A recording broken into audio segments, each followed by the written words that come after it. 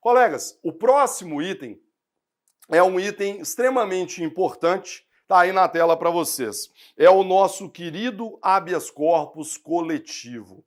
Se ainda não foi cobrado de vocês numa prova, podem anotar, principalmente Defensoria Pública. Já deve ter caído em algum concurso Brasil afora, mas é uma ótima questão para cair numa segunda fase de Defensoria Pública. Seja para você dissertar sobre o assunto, seja para você o quê? Impetrar um habeas corpus coletivo. Professor, o que seria isso? Então vamos lá. O habeas corpus coletivo nos leva, num primeiro momento, a uma introdução em que a gente fala sobre a sociedade de massa. Na sociedade de massa em que vivemos, pessoal, é extremamente comum que um ato isolado tenha o condão de repercutir na esfera de várias pessoas, sobretudo quando em jogo o quê? A liberdade de locomoção. Então, vez por outra, um ato pode repercutir na liberdade de locomoção de várias pessoas. E é exatamente por isso, pessoal, que começaram, já tem alguns anos isso, mas é a partir daí que surge a ideia de utilização do habeas corpus coletivo. E por quê?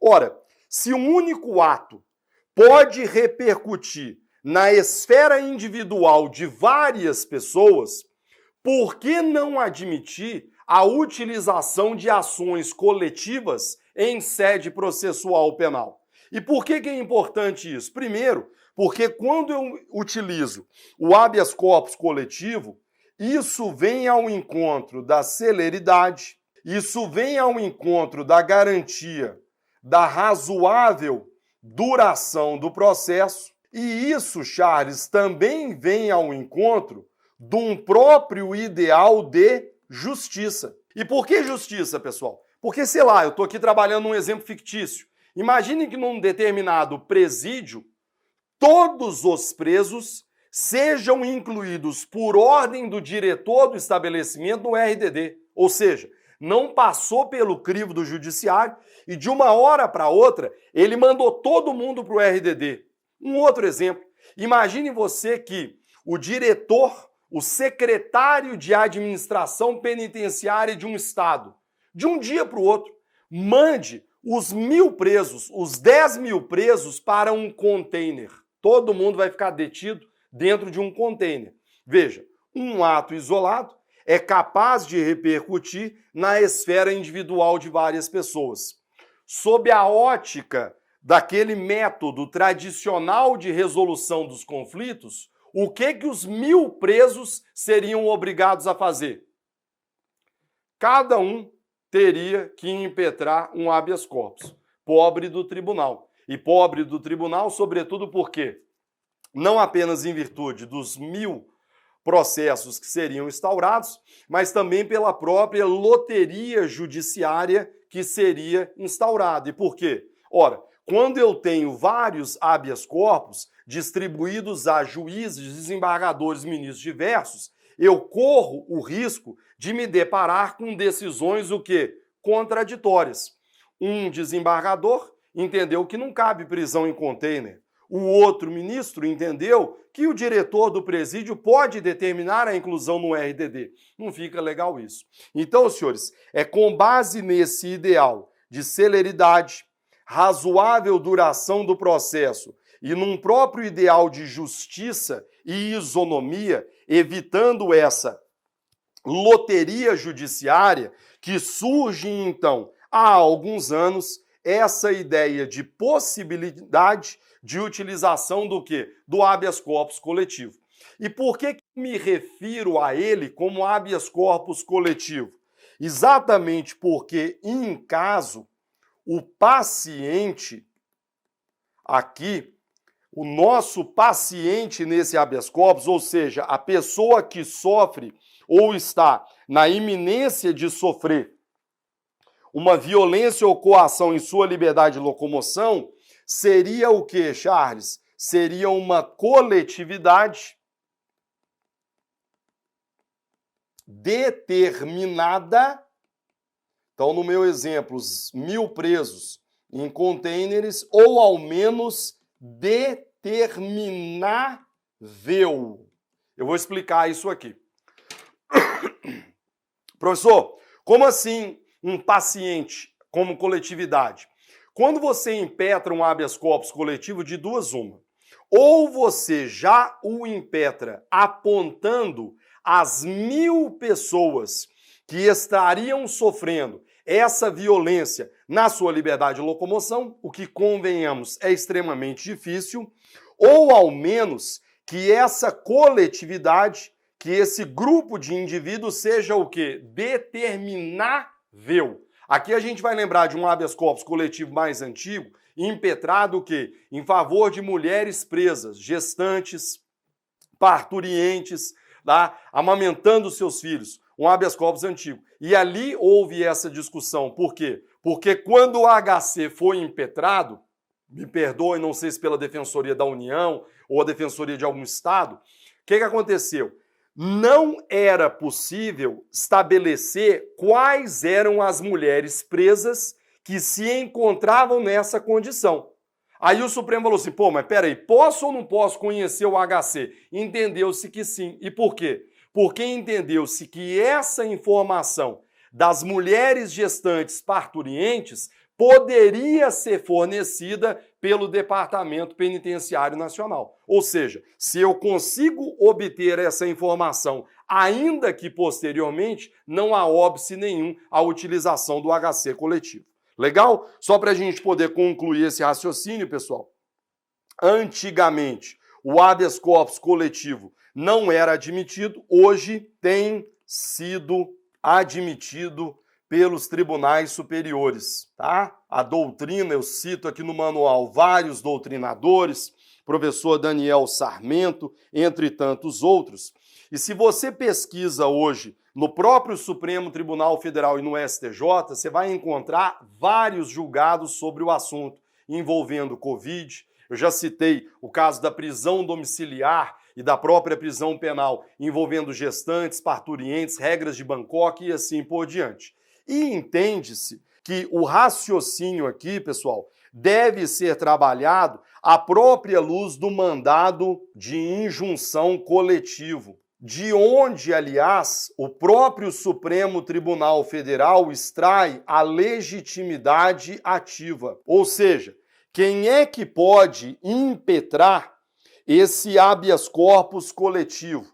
Mandado de injunção coletivo. Ou seja, o Supremo Tribunal Federal, pessoal, passou a entender o seguinte, ora, se admite a utilização de ADPF e do próprio mandado de injunção coletivo, seria ilógico não admitirmos o habeas corpus coletivo, sobretudo à luz da própria doutrina brasileira do HC. Professor, mas quem poderia impetrá-lo? Aí você vai buscar, e eu vou mostrar para vocês, a lei do mandado de injunção, e é de lá que você vai extrair os legitimados ativos para impetrar esse habeas corpus. A maioria esmagadora dos casos, a Defensoria Pública da União e dos Estados é que tem se valido desse instrumento aí. Maravilha? Algumas observações importantes que eu até extraí aqui do nosso manual para vocês. Vamos lá? Maestro, põe na tela. Primeiro, a necessidade de delimitação adequada do grupo favorecido, através de uma questão objetiva de natureza comum, demonstrando que todos estão numa situação fática e jurídica semelhante, o que, em tese, autorizaria uma decisão unitária da lide. Então, senhores, a semelhança de um habeas corpus individual, em que eu tenho que apontar o dedo e dizer que o Charles foi preso em flagrante sem estar em situação de flagrância, quando eu impetro um habeas corpus coletivo, eu vou ter que demonstrar que 100 pessoas, 1.000 pessoas, 10.000 pessoas estão numa mesma situação fática e jurídica. Então, por exemplo, mulheres presas sem acesso aí a tratamento adequado aí de seus filhos recém-nascidos, pessoas com Covid em estado aí debilitado e assim por diante. Você vai ter que delimitar. 2. É firme a jurisprudência, comentei com vocês isso, no sentido de que o fato de os pacientes não terem sido identificados individualmente na petição inicial do habeas não constitui justificativa adequada para o seu indeferimento, desde que se revele possível, por ocasião da execução da ordem, a identificação daqueles que estão sofrendo violência ou coação ilegal em sua liberdade de locomoção. É aquilo que eu comentava com vocês. É humanamente inviável, por exemplo, você exigir da Defensoria Pública da União ou dos Estados que, ao impetrar um HC coletivo, já diga quais são as 1.000 pessoas, as 300 pessoas que estão naquela mesma situação. Agora, se há uma situação fática e jurídica idêntica que pode ser objeto de delimitação ao executarmos a ordem do HC coletivo, eu posso conhecê-lo. É exatamente o que está aqui na tela para vocês. Beleza? Observação de número 3. De modo a se determinar o juízo competente para, perdão aí pela redação, para o julgamento do writ, a autoridade coatora deve ser determinada, sob pena de se conferir a determinado juízo, provavelmente Supremo, uma competência não prevista na Constituição, o que, em tese, poderia implicar num habeas corpus per salto, ou seja, indevida supressão do primeiro grau de jurisdição. Senhores, há de se tomar cuidado para não generalizar e dizer que todo HC coletivo é da competência do Supremo.